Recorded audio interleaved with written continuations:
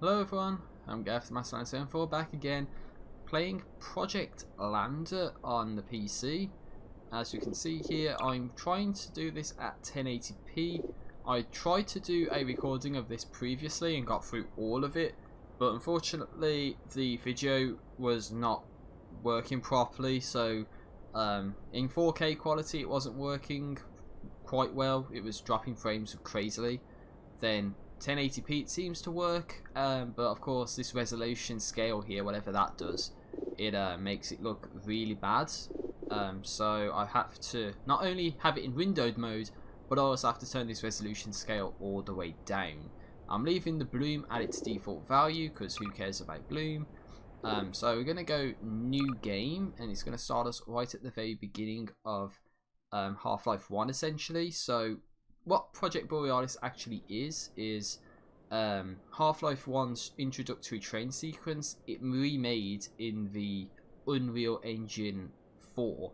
So hopefully, as we can see here, it's looking pretty nice, and I'm seeing the frame rate counter in OBS isn't actually that bad. It's kind of weird from my perspective. It's kind of like if I was trying to do a video at 4K, I would just leave like this 1080p window and the back's just like a Gaussian blur of what the gameplay actually is. It's kind of weird actually, to be honest with you, to what I'm seeing right now, but it looks very glassy, to be honest. It's a very weird thing to actually be commenting on right now. But as you can hear, the announcer is actually just taken straight out of Black Mesa. We've got Barney over there, for instance. So yeah, I think this is pretty much the Black Mesa architecture, because don't forget, Black Mesa did at some point release the levels, basically the Hammer editor levels for what they did.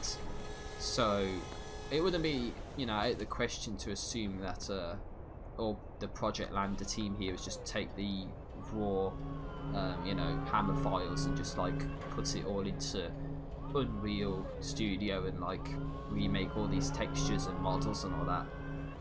And apparently it took months and months just to make this introductory section, which doesn't really have any gameplay to it whatsoever. You're just on a train, and yeah, just imagine how long it would take for a game to come out with this kind of detail. And it's only like a two-man team, at the absolute minimum. So it's actually quite impressive to see what a tiny group of people is actually able to pull off. So I'm actually pretty impressed with this right now, though not with my recording setup right now. But this is Area 9.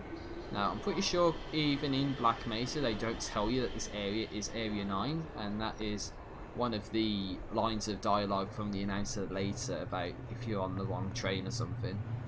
And another thing, I think this is where a level transition is supposed to be in like Half-Life and Black Mesa, but it's just a nice, smooth, seamless join. So there's not even a level transition. It's like they put all the levels back to back to back to back, which I think is actually pretty impressive, to be honest. So imagine if there's like all of Half-Life 1, but just in a nice, seamless game, just like back to back to back to back to back. That'd be nice, but technically demanding, I imagine. So this is, and I think I made this in the previous recording as well. It's like who leaves a train in like a warehouse and then rockets on the tour? Like, I don't know of any place where there's trains that go through a warehouse, nor armed rockets for that matter as well. But yeah, this is the train ride. So this is a nice little area coming up. So here we have a group of people, and we're going down, of course. So due to the high toxicity. So yeah, look at this area. I mean, compare this to like Half-Life and Black Mesa, and of course they got the lovely sun in the sky as well. It's quite impressive. I mean, imagine if this was like what we would see in like Half-Life if we was playing it. Like this level of detail. from all the environments and all that. Be quite nice to play actually, but they might need to make some changes for, well, what the hell was that? God, this maze is weird sometimes. Yeah, if they can make changes to like 4K quality to make it run a little bit better, then that would be what I would suggest, to be honest. For me to do 4K with this, it needs to be like windowed mode and have to compromise on some of the settings. I do understand that Unreal Engine 4 is quite technically demanding as is, so to be able to do this at 1080-60, some people don't even have the luxury to do that. But here we have helipads. Yeah, there's like a helicopter coming in, and why, we don't know. Obviously there's the sun in the sky, but that's a bit unrealistic. We can look right at it and we don't get blinded or anything, so just a little bit of a realism check right there. And I think I noticed another little bug as well. If you see, it's like this railing doesn't look quite right for me for some reason. It's like you can go through it, so all I'm doing is turning on the spot, but I'm going through like the railing, so it's a bit bizarre. But then you can like, there's like physics on it as well, so I don't know, the camera's a bit weird, and it looks like they're on desktops over there, so they're not really doing any work. It's just, it's the illusion that they're doing work when actually they're doing absolutely nothing. That's what I would be doing. Honestly, I'm just like on the desktop right now, not even doing a damn thing, just pretending to play a game, but that's not what I'm doing. Obviously this is all pre-recorded footage. I thought that said 117 then. I was going to say, is that like Master Chief reference? No, it's 017. Obviously I can't read. Obviously this is where we get told that we're Gordon Freeman, that we have a PhD from MIT in theoretical physics, which is pretty impressive. And of course we are a research associate. Okay, that looked a bit weird just then. And of course we got lasers. And that sounds like a Geiger counter, but lasers, and that's like 1 volt and 2 volts apparently. The anomalous materials laboratory. Oh god, he pauses the game by the way. I thought that was pick up. No. Sorry for that. I thought I would pick up the newspaper, but no, it just pauses the game. We're still talking about hiring her. I guess my cousin Jesse needs a job. If only he wasn't a sex offender, it would be so much easier to find something for him. Oh, Freeman's Mind. Freeman's Mind in Project Lambda. Please somebody make that happen. That would be awesome. But then, maybe some of the lines won't work. But that would be pretty cool, I would imagine. So, Sector E, and of course material transports to other areas.